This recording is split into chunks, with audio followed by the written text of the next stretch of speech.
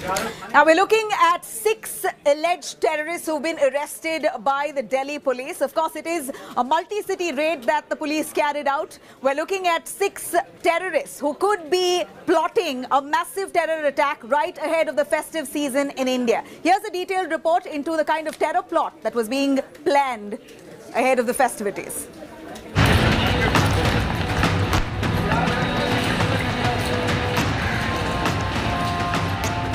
Big win for security agencies. Major Pakistan-sponsored terror plot busted. Planned attacks during Navratri and Ram Leela foiled. Delhi Police Special Cell, in a joint operation with the UP Anti-Terror Squad, arrested 6 suspects after raids across 3 states on Tuesday evening. While 3 were held from UP's Lucknow, Prayagraj and Raebareli, 2 were from Delhi and 1 from Rajasthan's Kota. All 6 terror accused were produced before a Delhi court on Wednesday and were sent to 14 days police custody. केंद्रीय agency से हमें एक input मिला था। भारत के कुछ प्रमुख शहरों में कुछ आतंकी घटनाएं करने की एक साजिश हो रही है, जो कि बॉर्डर के उस पार से है। इसमें एक जब ह्यूमन और टेक्निकल इनपुट्स को एनालाइज किया गया तो देखा कि ये तो कई स्टेट्स में फैला हुआ एक काफ़ी बड़ा नेटवर्क है। The UP ATS, which helped in the anti-terror raid, says that the terror module was planning major attacks in Maharashtra, Delhi and UP. We got pinpoint information about the area where particular IED was located. They are basically operatives of ISI and other terror outfits. They were planning to have serial blast at various places, and probably they were planning for Delhi, Uttar Pradesh, many more cities. According to the Delhi police, 2 of the arrested terror suspects, Osama and Zishan, received terror training in Pakistan's Gwadar port.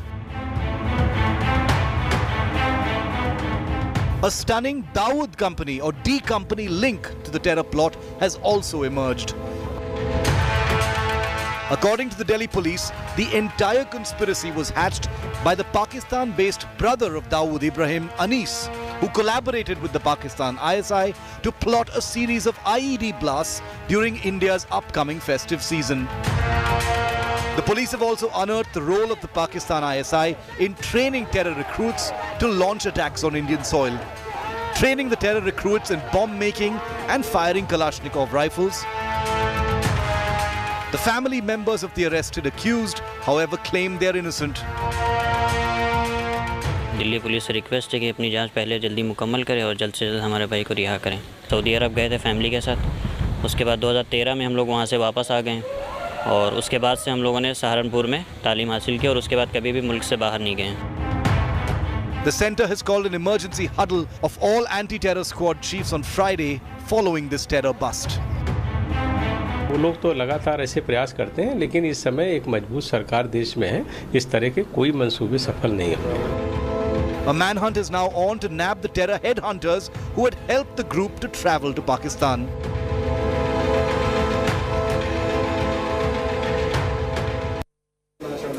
Let me cut across to Divesh joining us live from Mumbai. Divesh, one of the terrorist suspects is from Mumbai, and as per the ATS Mumbai, we hear that they have no clue as to what kind of ammunition or arms or what exactly has the Delhi police found from this suspect. Can you take us through exactly the details of how this man was arrested by the Delhi police coming from Mumbai?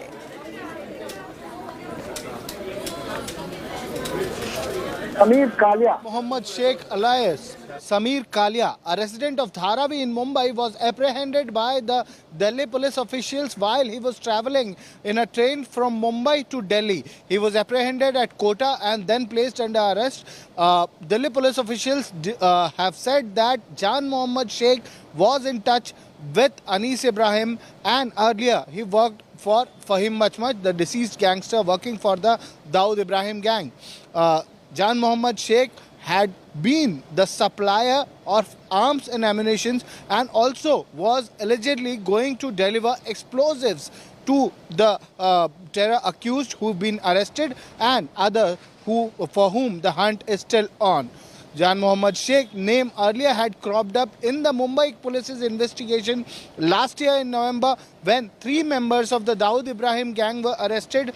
There was one person who was arrested. One of the accused had named Jan Mohammed Sheikh as one of the trusted lieutenants of Fahim Machmach, and who also reported to Anis Ibrahim, following which a surveillance was kept. He was kept under scanner by the Mumbai crime branch. Maharashtra ATS officials have also said that Jan Mohammed Sheikh had links to the Dawood Ibrahim gang, and that is why he was kept under surveillance, but no suspicious activities were found. He was suffering, he was going through a financial crisis, and that could be a reason that he was involved into this terror module and was trying to get into this terror module. Dinesh, right now we understand that the UP ATS is currently interrogating some of those suspects, but let me take you through exactly how the day panned out for the top cops over yesterday to today. If I can shed some light here on the number of them who have been nabbed. There are 6 of them who have been arrested, out of which 2 people here seem to be terrorists who are trained from the hands of the Pakistan's ISI. In fact, the ISI has trained these 2 terrorists, Osama and Zishan, who ideally went to Muscat and from there to Pakistan to get this training. The duo reportedly were joined in by 15 Bangladeshi terror recruits. And eventually these people together were kept at a farmhouse near Gwadar port, and after which they were trained thoroughly to use bombs, on how to make bombs in the first place, and also use AK-47. Eventually, they were also, in fact, asked to plan a proper terror bid. In fact, this bid was to conduct a slew of blasts across Delhi, Maharashtra and Uttar Pradesh. Now, we're looking at a D company link here as well. Dawood Ibrahim's brother, Anis Ibrahim, who is a link in Pakistan, he along with the ISI seem to have come up with this entire plot, funded this terror operation, is what we understand from the cops. And eventually the underworld operatives are currently now in contact with Anis. This is a massive plot which the Delhi police claim to have busted. They're now, of course, investigating this further to come out with the layers and the depth of this kind of terror nexus that are in India.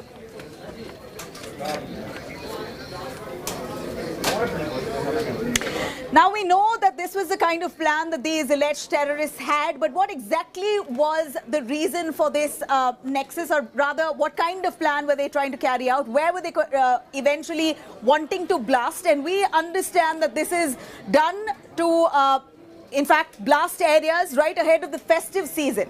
Shreya Chatterjee brings us more details on that. Let's cut across. 6 terrorists behind a deadly Bleed India plot. These men wanted to plant IEDs in cities across the country, at mass political and religious gatherings. Their deadly plot has been foiled, and details of exactly how they were actively aided by Pakistan is now out. The terrorists got hold of explosives with the help of Dawood gang. They transported explosives into India, and the terrorists, who were trained by the Pakistan to carry out these attacks, were looking for potential targets, crowded areas in particular, during the festive season. The terrorists are being grilled by the Delhi Police Special Cell and have divulged details of exactly how they were trained to spread terror in the country. 2 terrorists, Osama and Zishan, travelled to Pakistan just months ago in April.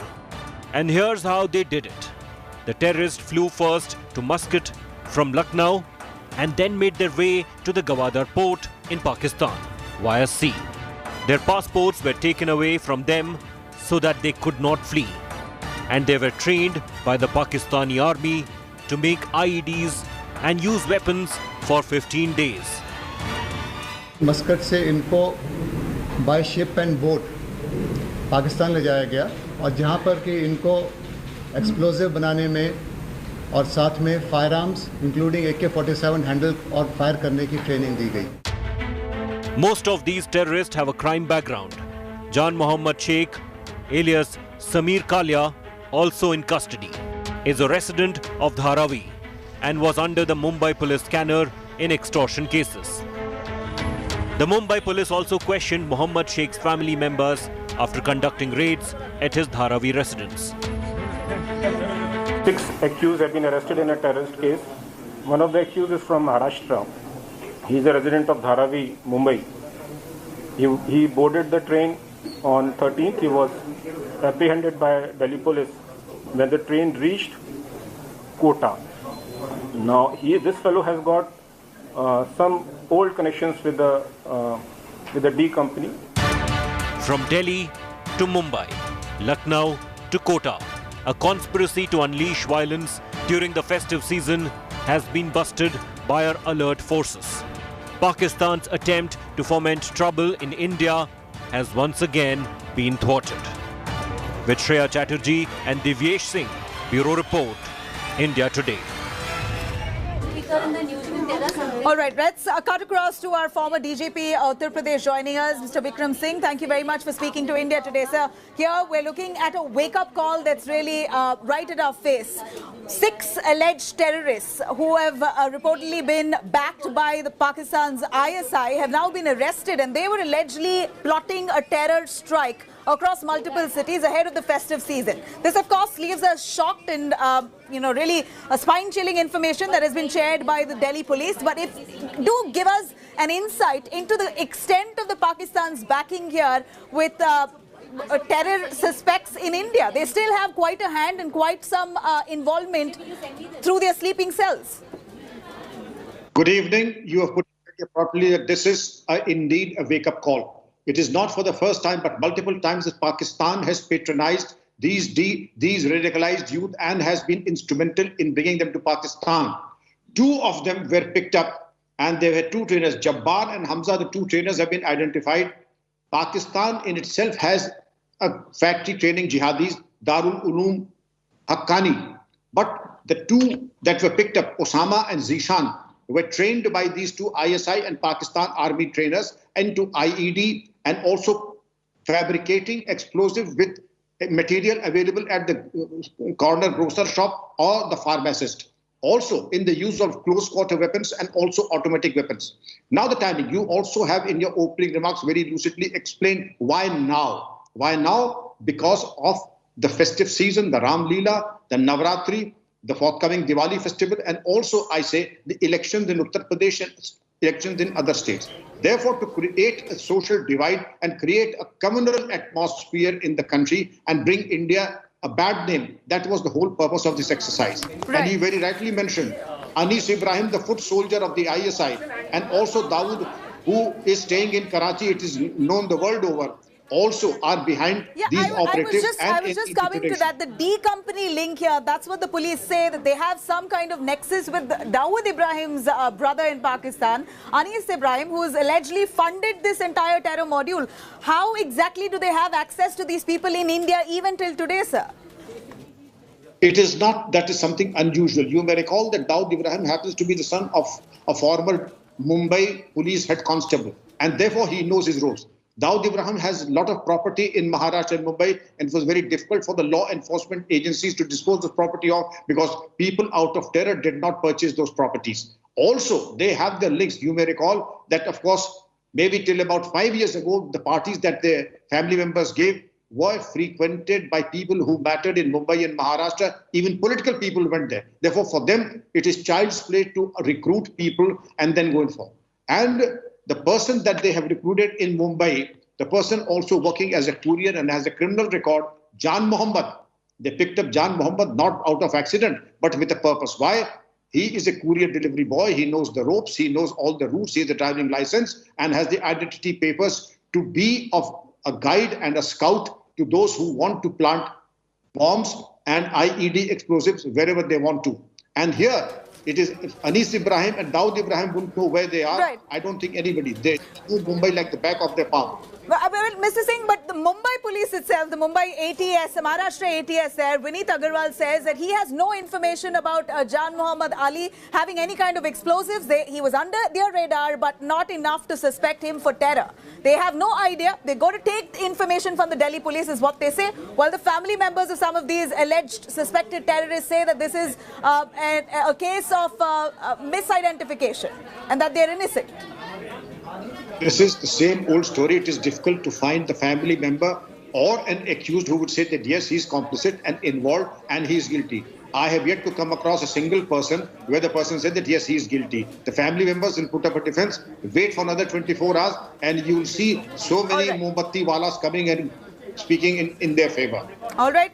Vikram Singh, thank you very much, sir, for joining us and speaking to India Today. These are the 6 terror suspects who are allegedly all set to strike in multiple locations in India ahead of the festive season. On that, welcome back. Here we're looking at some furor that's taken place in Karnataka after a demolition drive that was carried out which demolished a temple in Mysuru's Nanjangud. The Congress, the VHP up in arms condemning the BJP government of demolishing a temple, and now of course after much criticism, Basuraj Bommai, the Chief Minister, has asked to halt all demolition drives. Remember, this demolition drive was carried out after the Supreme Court gave out orders that all religious structures in public places must be demolished. While this said, you have Basuraj Bommai's minister, Ishwarappa, who says that they did not even know that the temple was being demolished. And now, for once, they agree with the Congress that yes, the temple should not be demolished. Let's take a look.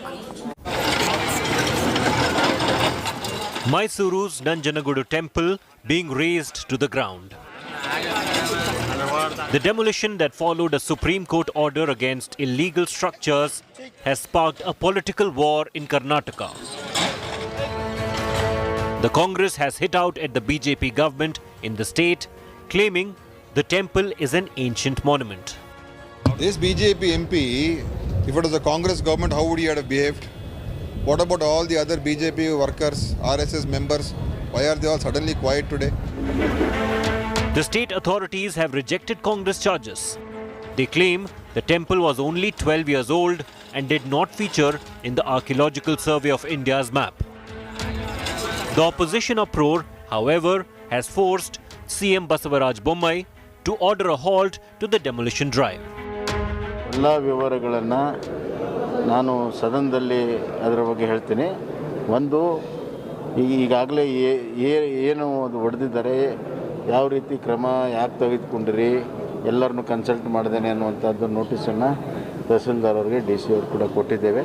ಇಡೀ ಕರ್ನಾಟಕದಲ್ಲಿ ದೇವಸ್ಥಾನಗಳ ಬಗ್ಗೆ ಯಾವುದೇ ರೀತಿಯ ಅವಸರದ ಕ್ರಮ, ತುರ್ತು ಕ್ರಮ ತೆಗೆದುಕೊಂಡು ಹೊಡೆಯುವಂಥ ಕೆಲಸ ಮಾಡಬಾರ್ದು.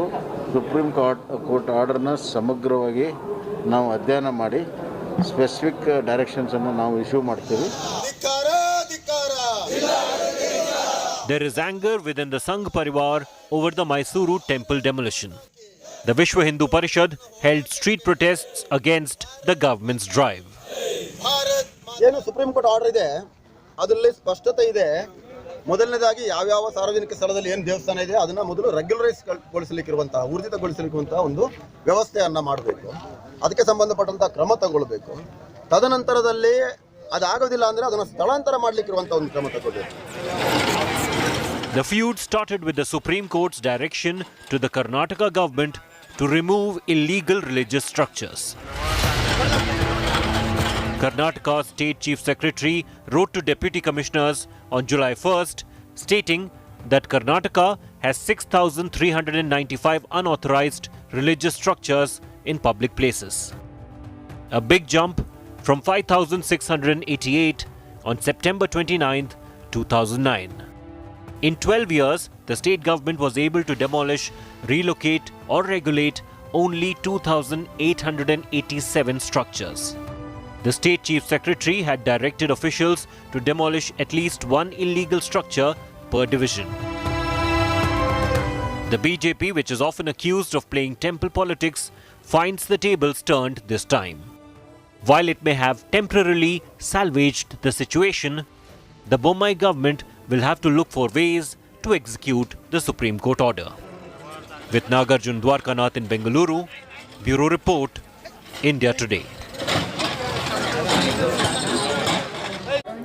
Hyderabad seems to be repeating the ghastly script of 2019 gang rape and murder, where eventually the accused was encountered by the cops. And now you have a minister within the Telangana government who says that he will ensure the accused who has raped and murdered a 6-year-old girl will be encountered. Of course, this has caused quite some controversy. Let's take a quick look at this report. A brutal gang rape and murder leading to anger, outrage, protests, and then the accused being killed in a questionable encounter by the police. Remember this story? It was in 2019. The infamous Disha gang rape and murder case of a 26-year-old veterinary doctor. 2 years on, the same ghastly script is nearly repeating itself in Hyderabad. A 6-year-old has been raped and murdered, allegedly by a 30-year-old neighbor. The accused rapist is on the run, and once again, the chorus for Talk Do culture is growing. At the forefront of this open vigilantism is Telangana's Labour Minister Malla Reddy, who's gone on record saying that the accused will be killed in an encounter. తప్పకుండా వాని encounter చేయాలి తప్పకుండా వాని పట్టుకుంటాము encounter చేస్తాము ఇడిసేదే లేదు వాని ఇప్పుడు చూడు పోయి ఆడ పోగానే చేయగానే కాదు తప్పకుండా మా మనసులో ఉన్నది ఓదార్పు చేస్తాం తప్పకుండా నష్టపరిహారిస్తాం వాని ఎన్కౌంటర్ చేస్తాం. Reddy's provocative comment comes a day after State Congress Chief Revant Reddy's similar demand of roadside justice without trial. The Chief Minister's son and IT Minister of Telangana, K.T. Ramarao, was left red-faced after he erroneously tweeted that the accused had been arrested hours after the crime. But he had to retract his tweet after facing flack from the opposition, as the manhunt was still very much on. It's been close to a week since the shocking incident, and anger among the public is only growing. A candlelight march was held in Visakhapatnam. Is the state giving in to Taliban-style justice as a quick fix to public anger over never-ending gender crimes? With Ashish Pandey in Hyderabad, Bureau Report, India Today.